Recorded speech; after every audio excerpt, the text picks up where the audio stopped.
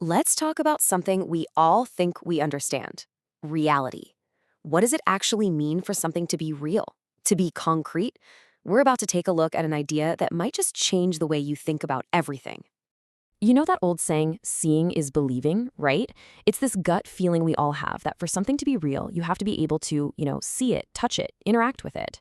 But is that really true? Is our reality limited only to what our five senses can pick up? Let's dig into that a little. So let's start at the very beginning by questioning what we even mean when we use a word like concrete. We'll use a couple of really simple examples that you see every single day. Okay, think about this. You can see three apples sitting on a table. You can touch those apples. You can see a bright red car. But can you actually reach out and touch the number three itself? Or can you physically grab the quality of redness? Of course not. They're concepts, not physical things we can hold. So at first glance, it feels like the apples and the car are the concrete things. But when you look a little closer, you realize something else is going on. We're actually perceiving these invisible concepts through the physical objects. There's way more to this than what just meets the eye. All right, with that idea in mind, let's build on it. Let's see if we can come up with a better definition of what's real, one that isn't based on just touching things. And here we go. This is the big shift in thinking. What if concrete doesn't mean touchable? What if, instead, concrete means something whose effect you can become aware of? Now that is a game changer. So here's how it works. Our mind recognizes the effect of the quantity 3. Our senses, our eyes, recognize the effect of the color red. In both of these cases, we're not physically touching the concept, but we are 100% aware of its effect. We're realizing its concrete reality. Now, this new way of thinking is super powerful. Why? Because it opens the door to a completely different kind of reality, one that's way more profound and lies totally beyond anything our physical senses can detect. Let's give this a name: absolute reality. What makes this so different is that its effects can't be directly sensed or perceived by us at all. It doesn't leave a trace that our eyes can see or our minds can register in the same way a number or a color does.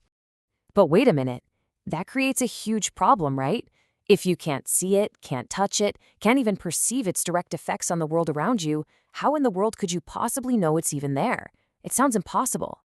Well, the answer is pretty fascinating. The key isn't in what we can sense, it's in what we can understand.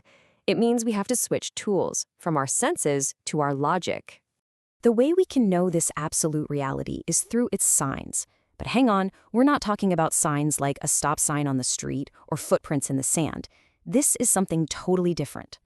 So, what is a sign in this context?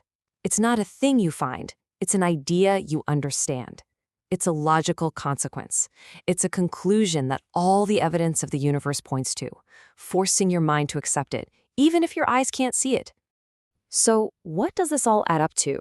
It brings us to a really profound conclusion. We're dealing with two totally different kinds of reality, and we come to know them in two completely different ways.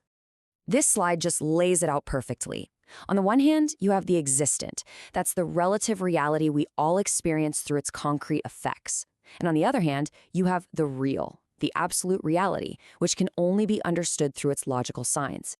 And what's incredible is how this framework is expressed right here in the source material. It talks about being shown signs all around us, and even inside ourselves, not as things to be touched, but as evidence that leads to a truth that becomes clear. And the second verse really drives the point home. Notice who the signs are for: a people who give thought.